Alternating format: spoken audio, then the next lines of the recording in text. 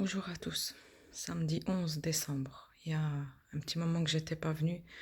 Beaucoup de chamboulements, de bouleversements, mais je suis toujours là.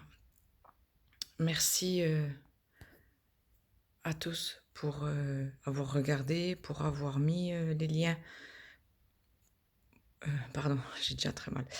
D'avoir regardé les liens que j'ai mis sur France 3, sur l'appel pour signer la pétition. Je remercie tous ceux qui ont signé, tous ceux qui ont partagé, tous ceux qui ont aidé parce que c'est énorme. On ne se rend pas compte, mais une signature peut faire déjà tellement beaucoup de choses. Donc voilà, je tenais tous à vous remercier pour vos coucous, pour vos messages, pour vos petites attentions. Ça fait plaisir. Alors, on en est où? Eh ben, catastrophique. En fait, j'ai pas de mots. La dernière fois, j'en étais où Célia, on était parti voir le chirurgien pour l'intervention des adénofibromes. Donc, depuis, il y a eu novembre, rendez-vous anesthésiste. Bon, ben, j'ai pas pu y aller parce que mon état a encore empiré. Donc, j'ai pas pu faire la route. C'est Mini-Pouce qui a été avec Célia, qui a pris tous les papiers, qui a rassuré Célia, qui a géré le rendez-vous de l'anesthésiste pour donc l'intervention du 7 décembre. Donc voilà, ensuite, il y a eu encore et encore des dégâts, la maladie a encore évolué, pardon. J'ai franchi les 12 crises par jour. Elle me met dans des états pas possibles.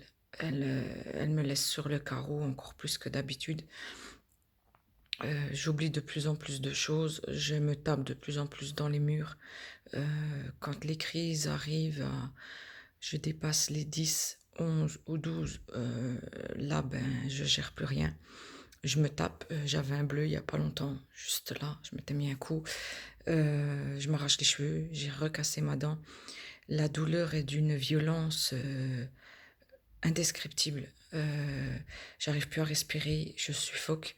Les nausées, on a envie de vomir, mais on a l'impression qu'on a l'estomac qui va sortir. Euh, on est en sueur, mais désolé du terme, on est trempé jusqu'au slip. On est par terre à hurler. Ça devient, mais c'est surréaliste. Et malheureusement, ben, les enfants sont encore spectateurs de tout ça. Ils en peuvent plus. Donc, il a fallu préparer l'intervention de Célia du 7 décembre. On avait dit avec Minipouce qu'on voulait partir la veille pour limiter les dégâts avec les crises. Malheureusement, ben, elle est tombée malade aussi. Ils ne savent pas si c'est hernie discale ou si c'est l'épaule qui est touchée. Donc, ben, pas moyen de conduire. Il fallait qu'elle se soigne. Forcément, la santé est importante pour tout le monde. Donc, mon beau-frère a gentiment accepté de poser un jour. Ma sœur aussi pour mettre son fils à l'école. Et on est parti avec mon beau-frère. Et ben, ce fut une journée, mais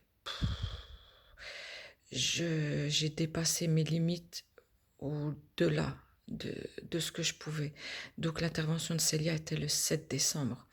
Voilà pas qu'il y a quelques semaines, le technicien d'Orkin me dit bon ben voilà, Madame du Saucy, il y aura plus les grandes bouteilles de 3 mètres cubes, on va descendre en 2,3, euh, le fournisseur ne les fait plus, restrictions, enfin bref, machin couffin et j'en passe.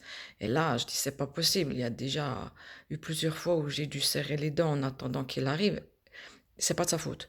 Tous les techniciens que j'ai de Orkin, Sébastien, Fessal, euh, je sais plus les prénoms, tous ceux qui sont venus de Dijon, de l'Est, de tous, je suis désolée, j'ai oublié les prénoms, ils sont formidables.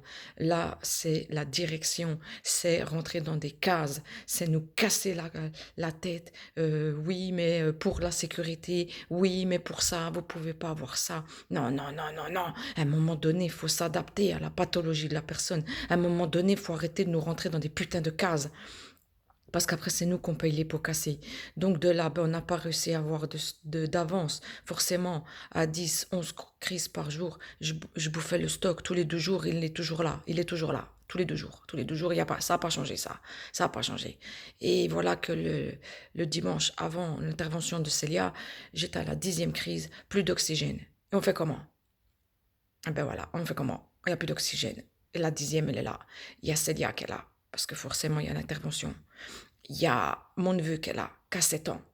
Et je suis là à hurler. Je demande, j'appelle le service de garde. Il me dit, mais le problème, c'est le temps qu'ils viennent. Il faut 1 heure depuis Dijon. 1 heure. Je ne tiendrai pas 1 heure sans oxygène. C'est pas possible. Il m'appelle le technicien. Il me dit, Madame Dussaucier, il faut appeler les pompiers. Vous n'avez pas le choix. Appelez les pompiers. Et le temps que j'appelle les pompiers et que je parle, la crise, elle est sortie. Et elle m'a fracassée, mais d'une puissance. Je suis restée sur le carreau. J'ai hurlé. J'en ai tellement eu mal. J'ai tellement souffert que j'en ai saigné du nez. Mais c'est pas possible d'en arriver dans des états-là. C'est pas possible de rester comme ça, de choquer les enfants. Le grand est venu en catastrophe. Pardon. Il a fini en pleurs. Célia a encore été traumatisée à 2 jours de l'intervention. Le petit s'est bouché les oreilles avec les coussins. Mais on est où là? On est dans quel pays? Il faut quoi pour qu'on soit pris au sérieux? Il faut quoi pour qu'on soit aidé? Et il faut encore des tests. Et il faut encore faire ça. Et fait placebo. Et fait machin. Et nous, en attendant, on fait quoi? On serre les dents? C'est plus possible, c'est pas vivable comme ça, c'est impensable. Donc j'ai pas pu récupérer forcément. Donc quand on est parti à Besançon pour Célia, eh ben j'en ai fait 8 là-bas. J'ai fini dans un état mais pas possible. Mais c'était on a tout fait. Mon beau-frère a été voir les infirmières. Il a dit, écoutez, il faut qu'on puisse sortir un peu plus tôt. Si Célia, bien sûr, était en état, hein, parce on n'aurait rien fait si Célia n'était pas capable de sortir. Et elle a été brave, elle a super bien géré, elle a pleuré, elle a été stressée, c'est normal, c'est Célia, mais tout s'est très bien passé et on nous a autorisé à sortir à midi. Le temps de revenir ici, la route, j'en ai refait 4 en plus ici, ça m'a fait 12 crises, j'arrive pas à remonter, compléments alimentaires, ça fait que dalle, puisque quand on monte à 12 crises par jour, c'est plus possible, là. C'est un enfer sur Terre. Il y a rien qui bouge. J'ai alerté le sénateur, j'ai alerté le député. Il faut des plombes pour qu'on nous réponde. Il faut des plombes pour attendre. Il faut crier, il faut hurler, je sais pas ce qu'il faut faire. Il y a, voilà, Isabelle, elle se bat de son côté.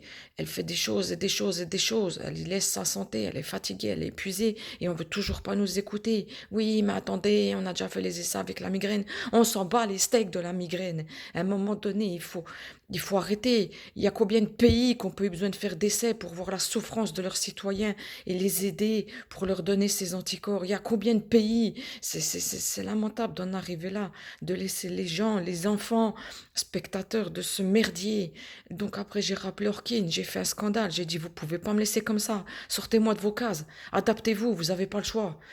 Il y a plus il y a pas de sécurité, il y a pas de la bouteille peut tomber sur les petits, il y a pas de arrêtez vos vices, vous vous adaptez puis c'est tout. Donc à partir d'aujourd'hui, tous les 2 jours, j'aurai les bouteilles qu'il faut. Le vendredi, j'en aurai plus pour tenir le week-end. Et mais en arriver là, toujours à hurler, toujours à crier, toujours à devoir se faire entendre pour enfin avoir. Je lui dis, il n'y a plus que ça qui m'aide à survivre. Il n'y a plus que l'oxygène qui m'aide à tenir dans ce merdier. Comment on fait? C'est de pire en pire. Il n'y a pas de mots, il n'y a pas de mots. Voilà, arriver à se taper dessus, arriver à s'arracher les cheveux.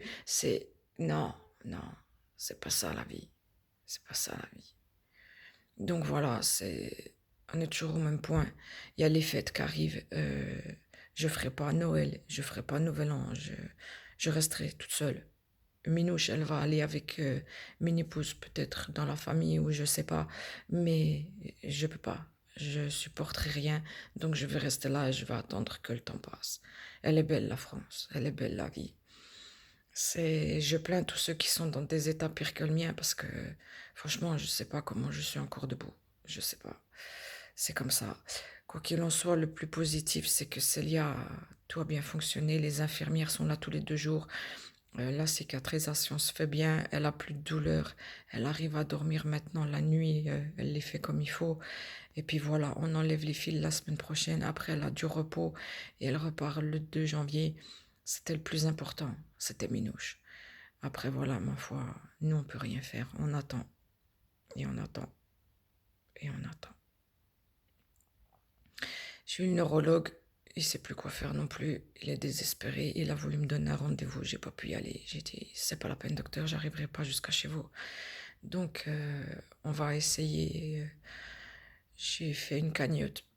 Bon, c'est pas non plus formidable pour essayer les anticorps. Mais le problème, c'est que si je rentre dans le protocole, je peux plus m'arrêter. Parce que sinon, je me relèverai pas. Ça, c'est sûr. Je me relèverai pas. Donc, quand on commence, on sait que c'est pour une durée indéterminée. Si je suis positive à ce traitement, je l'espère vraiment que mon corps sera pas réfractaire encore une fois, parce que sinon, il n'y a plus d'espoir après. Donc voilà, on verra. Je vous ferai coucou au début d'année. Si je suis encore là avec ma sale gueule. Je remercie tout le monde. Je souhaite un courage phénoménal à tous les malades tels qu'ils soient. Quelle que soit la souffrance, petite, grande, moyenne, il y a pas de baromètre, il n'y a pas de la souffrance est là, puis il faut faire avec. Donc un immense courage à tous, telle que soit votre maladie, quelle que soit votre souffrance. De bonnes fêtes à tout le monde, que l'année se termine comme il faut, parce que même avec tout ce merdier qui est encore, ce gouvernement corrompu, tout ce qu'ils font, enfin bref, je ne veux pas rentrer dans ce débat-là, parce que c'est pas la peine. Donc voilà, je vous souhaite quand même plein de paillettes dans vos fêtes, plein de folie, plein de sourires et de joie enfin. Et ben, je vous dis peut-être à l'année prochaine. Merci encore, la selle.